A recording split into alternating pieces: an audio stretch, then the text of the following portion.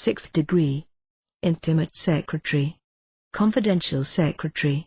You are especially taught in this degree to be zealous and faithful, to be disinterested and benevolent, and to act the peacemaker, in case of dissensions, disputes, and quarrels among the brethren.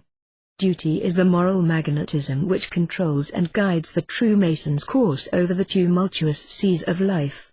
Whether the stars of honor, reputation, and reward do or do not shine, in the light of day or in the darkness of the night of trouble and adversity, in calm or storm, that unerring magnet still shows him the true course to steer, and indicates with certainty where away lies the port which not to reach involves shipwreck and dishonor.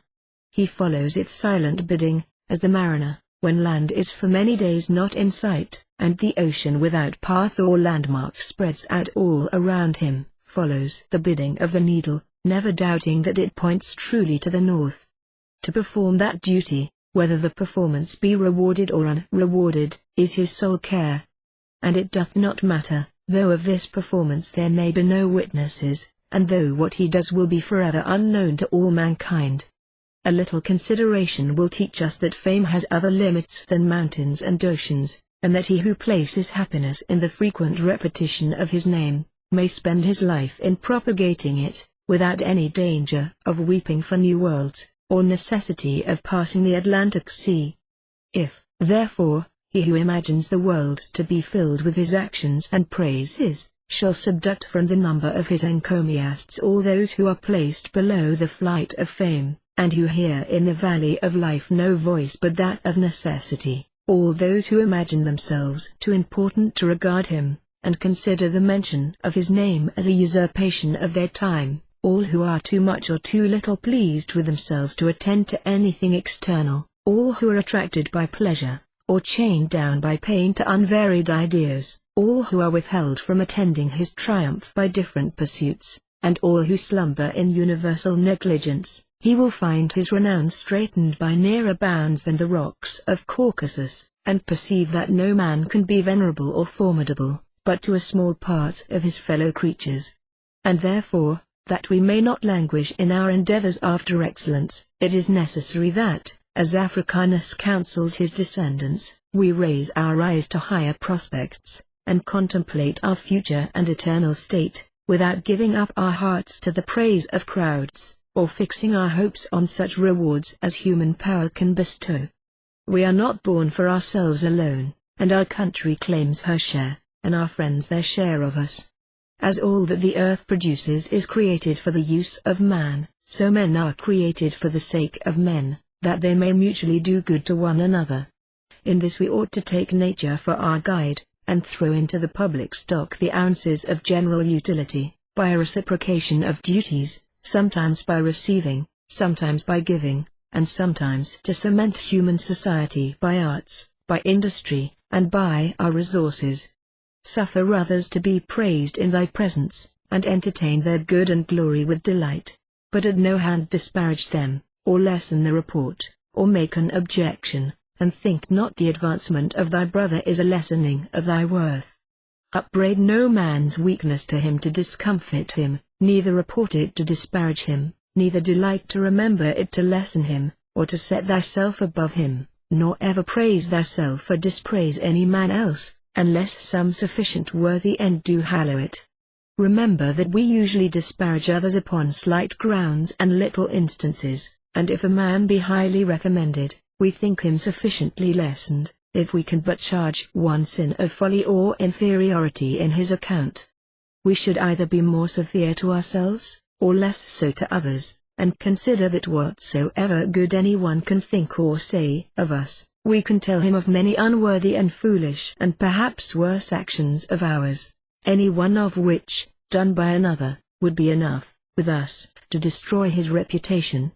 If we think the people wise and sagacious, and just and appreciative, when they praise and make idols of us, let us not call them unlearned and ignorant, and ill and stupid judges, when our neighbor is cried up by public fame and popular noises. Every man hath in his own life sins enough, in his own mind trouble enough, in his own fortunes evil enough, and in performance of his offices failings more than enough, to entertain his own inquiry, so that curiosity after the affairs of others cannot be without envy and an ill mind. The generous man will be solicitous and inquisitive into the beauty and order of a well-governed family, and after the virtues of an excellent person, but anything for which men keep locks and bars, or that blushes to see the light, or that is either shameful in manner or private in nature, this thing will not be his care and business. It should be objection sufficient to exclude any man from the society of Masons, that he is not disinterested and generous, both in his acts, and in his opinions of men, and his constructions of their conduct. He who is selfish and grasping, or censorious and ungenerous, will not long remain within the strict limits of honesty and truth, but will shortly commit injustice. He who loves himself too much must needs love others too little, and he who habitually gives harsh judgment will not long delay to give unjust judgment. The generous man is not careful to return no more than he receives, but prefers that the balances upon the ledgers of benefits shall be in his favor. He who hath received pay in full for all the benefits and favors that he has conferred, is like a spendthrift who has consumed his whole estate, and laments over an empty exchequer. He who requites my favors with ingratitude adds to, instead of diminishing, my wealth, and he who cannot return a favor is equally poor, whether his inability arises from poverty of spirit, sordidness of soul, or pecuniary indigence. If he is wealthy who hath large sums invested, and the mass of whose fortune consists in obligations that bind other men to pay him money, he is still more so to whom many owe large returns of kindnesses and favors. Beyond a moderate sum each year, the wealthy man merely invests his means, and that which he never uses is still like favors unreturned and kindnesses unreciprocated, an actual and real portion of his fortune.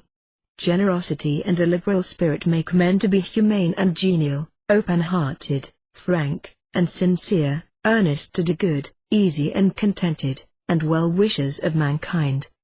They protect the feeble against the strong, and the defenseless against rapacity and craft. They succor and comfort the poor, and are the guardians, under God, of his innocent and helpless wards. They value friends more than riches or fame, and gratitude more than money or power. They are noble by God's patent, and their escutcheons and quarterings are to be found in heaven's great book of heraldry. Nor can any man any more be a Mason than he can be a gentleman, unless he is generous, liberal, and disinterested.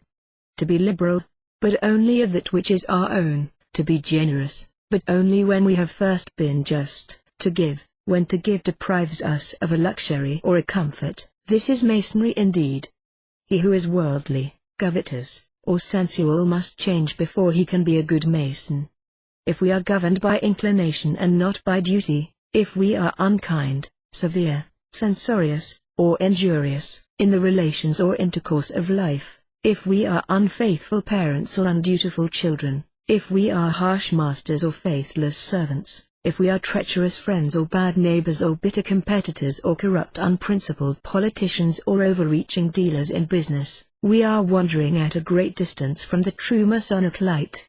Masons must be kind and affectionate one to another. Frequenting the same temples, kneeling at the same altars, they should feel that respect and that kindness for each other, which their common relation and common approach to one God should inspire.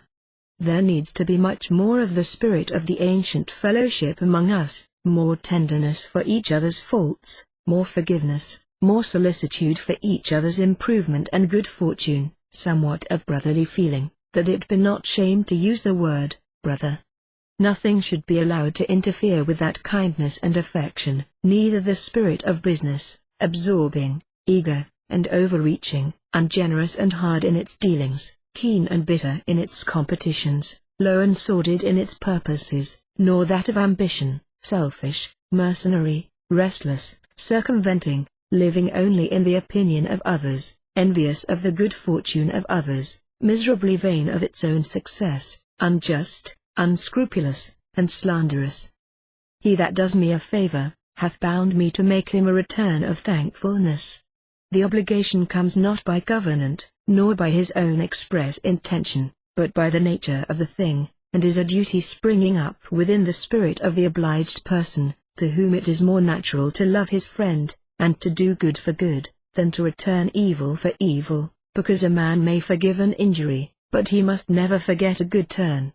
He that refuses to do good to them whom he is bound to love, or to love that which did him good, is unnatural and monstrous in his affections, and thinks all the world born to minister to him, with a greediness worse than that of the sea, which, although it receives all rivers into itself, yet it furnishes the clouds and springs with a return of all they need.